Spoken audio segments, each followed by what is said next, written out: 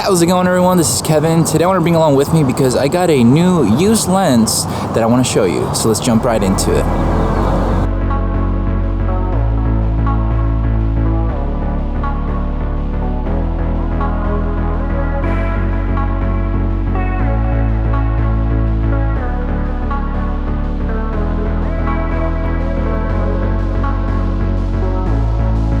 So I recently made a video about how to acquire used gear, and I wanted to show you this lens that I got that I talked about in the previous video, just a little bit more in depth. I got the Tamron 17-28 2.8 for my Sony camera. Basically, I wanted to get this lens for a while, but I couldn't justify buying it new. So I finally got it because I found it used for a very cheap price. So I kind of finally jumped the gun to get the little holy trinity of the 70-28, the 20-75, and my 70-180 Tamron. So it's pretty cool that I finally have all of them together. So I wanted to kind of put a little bit to the test out here today and bring it along with me to use it. I'm currently filming with it to just kind of use it for the vlogging setup that I would normally use. So this is what it is for. I'm gonna also take a couple photos here where I'm at and just kind of show you a little bit of behind the scenes with it. So one of the biggest selling factors for me to get this lens in reality was just the price point for what it was and the compact size. New, I think it retails about $8.99 right now. With the sales, maybe $7.99, but I got it basically used at like $650. So for me, that just made sense a lot to go ahead and buy it. And then the compact size is easier for vlogging, so if I have to hold it up. I was using my 20mm lens when it came down to the vloggings because it's very compact and small. The only downfall of it is the autofocus was kind of bad. So one of the reasons why I kind of wanted to upgrade anyway, but also wanted to add a little bit more focal range when it came down to these videos, so that if I wanted to step back and just kind of zoom in my face, I can just kind of do that and be up close and personal. But if I want to get even closer and have a wider focal length, I can do that as well. So that's one of the main reasons why I wanted to go with this lens, and so far so good with the autofocus, I think. Hopefully I'm not biting my tongue when I go to review this footage later and see that it's been out of focus a little bit. But in all honesty, for the price point, I think it's a lot of a nicer lens because it shoots at a 2.8 versus like if you get, I think the 16-35, I forget which one of the Sony is. It's like an f4. That one is an f4, so you need more light to have. And then the G Master is like $2,000 or something like that. So it just didn't make sense for me to spend that much money for a lens that I'll be using mainly for vlogging and also for maybe some here and there photo and video jobs. So for now, this is the right choice for me.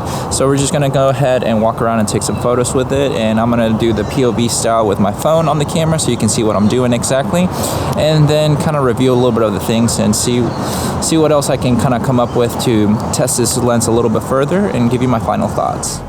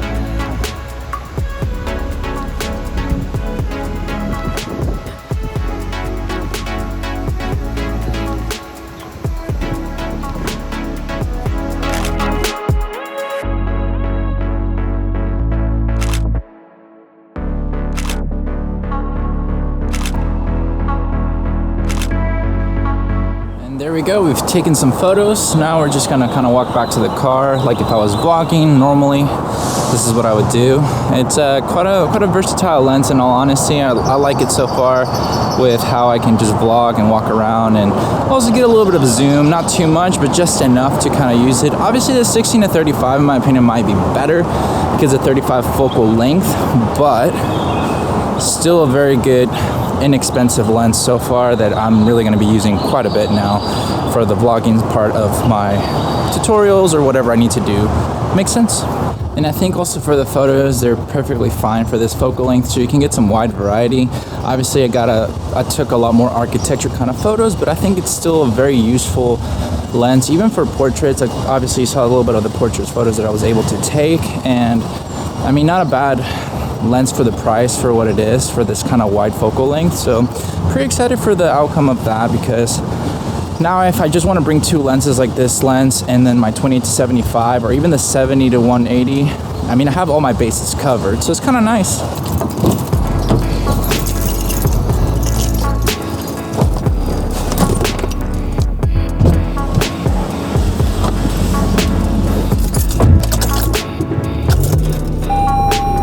But overall, I give this lens, honestly, an 8 out of 10 so far. Probably will become a 9 out of 10 or maybe 10 out of 10, just basically because of the budget and the quality for the price that you're getting. I know it's not as metallic as other lenses and maybe, I guess if you will, heavier built, but I still find it that it's a very good lens for the price point that it's hard to beat. I mean, I think they have the Sigma 14 to 24, or they might have a 16 to 35. I haven't really looked into it, but the thing is with those lenses is that a lot of times when you get with like the wider even lenses, it just becomes more expensive, and with this lens it's not as bad as it would be with the counterpunts over the 28 to 75. It's like $100 difference, so that for me is a big selling point. When it comes down to this lens right now, I mean, if you look at the 16 to 35 G Master, it's just expensive for what it is, as well as even the Sigma like 24 to 70, and I'm assuming they must have a wide lens. I know they have a wide lens, but it's like that little bulb, basically, I don't know how to explain it, but it like comes out quite a bit because it's so wide.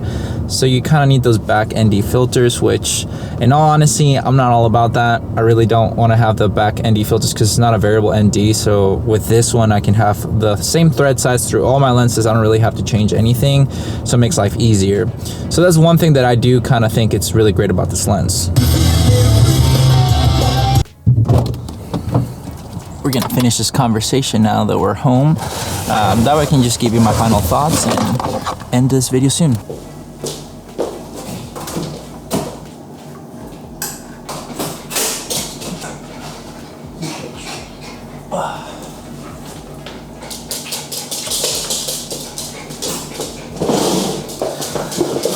So let's just finish what we started today. Anyways, with the 17 to 28, I think it's just a great lens overall so far, so I'm excited to keep using it and testing it throughout the time. I mean, I still think the 20mm is a great lens since it's only about $200, so if you're just wanting a wide focal length without worrying about the zoom, the 20mm lens isn't a bad choice whatsoever for the price point. So keep that in consideration when it comes down to deciding what lens you might want to get. It just depends what you really want. I really kind of just stuck with this 17 to 28 decision because I know the autofocus with this lens seems to be a lot faster and quieter, so that's a good thing. I know the 20mm might have a little bit of a click kind of noise sometimes here and there, which kind of gets a little bit annoying, obviously, because sometimes it'll be focused, but then it's not, I guess. So just want to give you a heads up on that end. But overall, great buy so far, especially buying it used. So if you haven't watched that video of how to buy used gear to save some money, I'll leave it down below so you can check it out and maybe you can find the next lens that you want or camera gear used this way. But with all that said and done, guys, thank you so much for watching this video. Make sure to like and subscribe, share this video with a friend, and I'll catch you guys in the next one. See ya.